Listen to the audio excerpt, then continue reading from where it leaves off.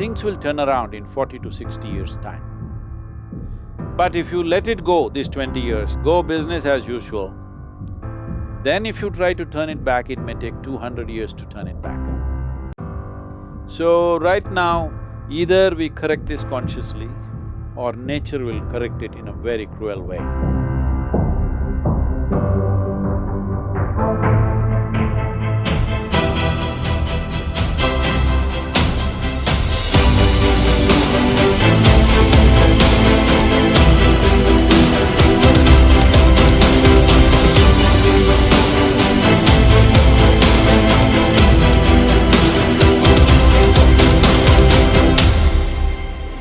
I guess I don't need to explain to you what 4D means.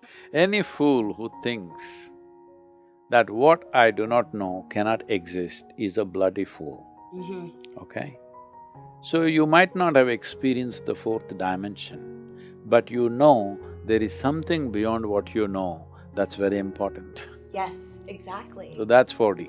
Yes, and okay, you said it perfect. I'm saying for all those people who might not have experienced anything beyond what they see, what they hear, what they smell, what they taste and touch, essentially sense organs. Do not ever think that what you do not know cannot exist. That is the crown of ignorance. Ignorance is there, ignorance is not bad as long as you know you're ignorant. Yes, when I know that I do not know, my intelligence is constantly seeking. You cannot help it. It's not a choice, I'm going to become a seeker. There's no such thing. If you realize you do not know, everything within you will start seeking. So, you will destroy your seeking the moment you think, what I do not know cannot exist in this world. So, it's good if you are in fourth dimension, if you are in 3 dimensions, you must talk about the fourth dimension. If you are in fourth dimension, you must talk about the fifth dimension. When I say talk about, you're not talking about something that you do not know.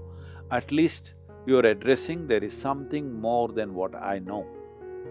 And that's very important. That is an acknowledgement of the limitations of what I know.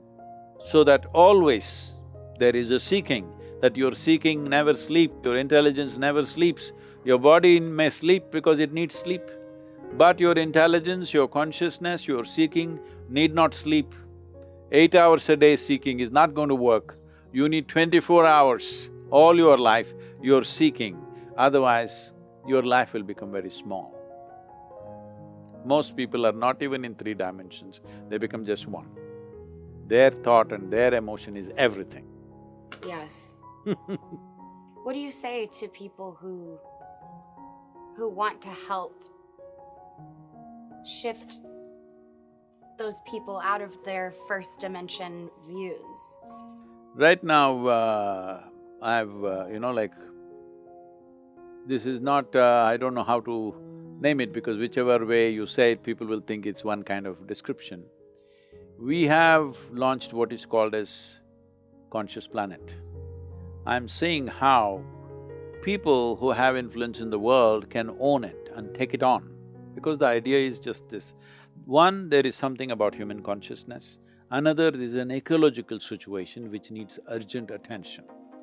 All this talk about meditation, consciousness, spirituality, seeking, all this is only meaningful if we make sure there is life on this planet for the next few centuries or millennia. Right now, that's in serious threat. In the last 50 years, more than 60% of the vertebrate population is gone. 80% of the biomass insects are gone in the last 30 years. They're saying by 2020, 21st century ends, they're expecting more than 50% of insect species will be gone. This means there is a serious threat to life. When I say serious threat to life, see, there is substantial evidence to show that if all the worms disappear right now, life on this planet, including you and me, will end in not more than 18 months. If all the insects disappear, life on this planet will end in 4.5 to 6 years. If all the microbes disappear, it will end right now. right now. But if all of us disappear, human beings, land will flourish, life will flourish on this planet. So this unnecessary level of significance that we have attached to ourselves and our existence needs to go down a little bit. Our love for life needs to go beyond our species. This is very, very important. This is yoga. Yoga means union, that you experience everything as a part of yourself. If this experience doesn't happen to more and more people, especially if this experience doesn't happen to people who hold responsible positions in the world, we as a generation will be opening up a threshold of destruction which is very difficult to turn back. I am deeply involved in this, I have been in touch with various scientists, United Nations organizations. Everywhere it's very clear that if we do something significant to turn this back in the next 15 to 20 years, things will turn around in 40 to 60 years' time. But if you let it go, these 20 years, go business as usual, then if you try to turn it back, it may take 200 years to turn it back. So right now, either we correct this consciously or nature will correct it in a very cruel way. Lot of people already environmentalists, not virologists, environmentalists have started talking and saying the present pandemic also is one of the outcomes of this environmental disaster that we are unleashing upon ourselves. So conscious planet is… because as I see, there's really no problem on this planet. There is only one problem, the human being. There is no other problem. If you fix you and me, it's a done thing. But to make everybody willing, as I said, last 39 years, I thought, who would refuse to be ecstatic? Who would not want to be blissful? But people are so deeply invested in their miseries.